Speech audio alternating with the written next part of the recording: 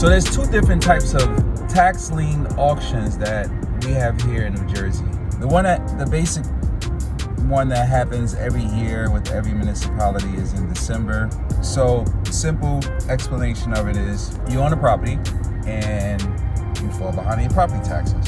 Those taxes then become delinquent, and when they are delinquent, the township starts to charge interest. You go 1 quarter, 2 quarter, 3 quarters without it being paid. Usually around 4th quarter, they'll start sending you notices there's going to be a tax sale. So they have the right to sell your taxes. The winner of the tax auction, they have the right to charge you the same interest that the township was charging. Now in my state, it's 18%. It can be less than that if you bid up. It's a 80%, 85% chance that someone will become current and pay their taxes, especially if it's occupied. Sometimes it's a tough decision, especially when you don't have a budget or you go over budget on your construction. You have to figure out, am I going to use this money to get ceramic tile and finish the floors, or do this other stuff that costs me an extra 5-10 grand, or am I going to pay the taxes, right? And this is a decision you would have to make depending on what budget you put together. But if you fall behind on your taxes, which most rehabbers and flippers do, because that's a lot of the tax liens that I get for people who's in the middle of construction, you have the ability in my state to, once you take this lien down, you have to wait 2 years. This is a regular auction, of course. You have to wait 2 years, and then you can start the foreclosure proceedings. And normally by that time, they finished the rehab, they sold the property, and they paid your 18% interest. So it's a good day. That's why I say 85% of the time, these get redeemed and you make your money. So there are a lot of companies that specialize in just purchasing tax lien. I mean, this is their game. They just pool some funds together, they go out to the auction, they buy these tax liens, they just sit and they make these returns, 12%, 15%, 18%. And at the end of the year, they probably average somewhere around 15%. And it's a good day. It's a good year. So this is a 6 unit. This is awesome. So here currently now is 2 bedrooms in each unit. We'll try to see if we can change that. Let me show you this right quick. Something I discovered behind this property, whole another opportunity. I could fence this back of this property off.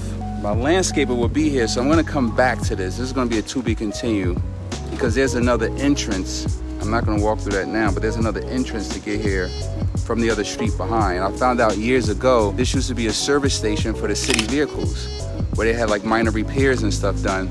And I was actually speaking to the zoning officer yesterday and saying, can I build on top of that? Of course I gotta get the variance approval, but this is definitely another opportunity.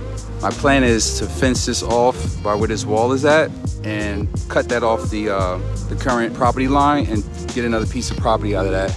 This is the back of the 6 unit right here. We're just waiting for permits to get started on this one. I got the demo permit, but I got these 2 projects right next door to each other. And the people who started this project, they didn't pull no permits. They did all this work with no permits, and that's crazy. If you're out there doing work, man, just go through the process. Like, we know it slow you down, we know it take longer, but just do it the right way and go through the process. Because if you're trying to take shortcuts, and it's gonna come back, right? I've been doing this for 20 years, and yeah, when I started, I did take the shortcuts. I'm not gonna sit here and say, oh, I did everything right. I tried it and I tested, I put my face to the line, but it comes back to you, and then it stops the project. Create bad relationships with the people in the building department, learn the hard way. So now you gotta just make sure you stay ahead of it, get the paperwork in, stay on top of it, and then you can get started. All right, we're at the 6th family now. This one, we're just getting started with the demolition. I'm gonna do a quick walkthrough so you can see what the before looks like. Thanks for tuning in. Check out my YouTube channel, Twitter channel, Instagram at Fuquan Bilal. So it's kind of dark over here, so I'm not gonna go over here. With some fire damage and a lot of water damage. Getting started on this one, the gutting phase. This is phase 1 for the gutting. The setup is 2 bedrooms, each apartment. Front there, bedroom here, bathroom, kitchen, and bedroom. The fire happened on the 1st floor. From the looks of it, these beams are still intact, but this is gonna be a complete gut out down to the beams the way I like it. I like putting projects together straight down to the beams, because you really get to see the quality of what's behind the walls. And the electricians and plumbers, they don't like patching stuff up. They like to be able to run their wires with the walls open. I don't think that the architect really has to do much. The existing layout seems good. So we got a bedroom here, front room, kitchen and bathroom. I'm on a chimney. This is a very busy block. Walk score is high. Bus stop literally right in front of the house, like literally. So this is gonna be a great investment property.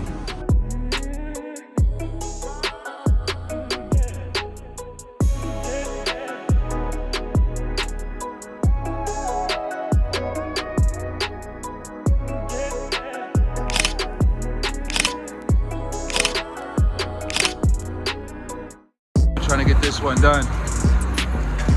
Working on this, working on this. We got the inside of this one framed. Take a look at it. The masonry guy was here. Did the sidewalk, porch. Check this out. So we had to reframe 6 units in here.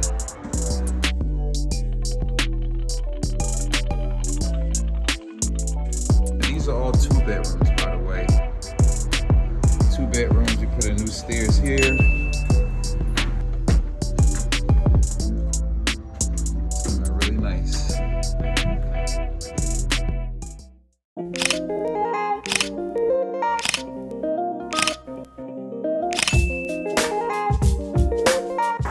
Alright, so we finally made it to the point where we passed all the inspections, and now it's time to close up the walls. This is the 6th unit. I'm trying to see the progress on this. These guys are doing the sheetrock now. So I'm gonna go in through the back real quick to get an idea of how far these guys got. Passed installation inspection on Monday. Got the sheetrock delivery on Tuesday. It's the 2nd floor unit.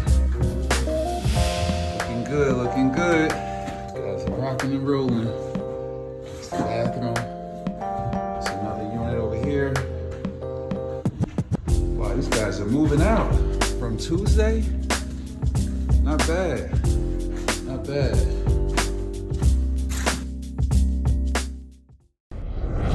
It's been the worst month yet for the COVID-19 pandemic. Do you know somebody who has COVID-19? Pandemic situation is getting dire, and more dire. We saw new data from CDC. These vaccines clearly cut transmission. But we just have to hold off a little bit longer until everyone gets one. Let's get real. Is it time to buy or sell? New home sales data posted this week showed a 16.6% gain. It's going to take a couple more months to get fully back to normal. But people were cooped up for a couple of months. Interest rates are historically low, and home shopping is in full swing. Mortgage applications are 18% higher than they were a year ago. So where does real estate go from here, and how is the industry adapting to a COVID world?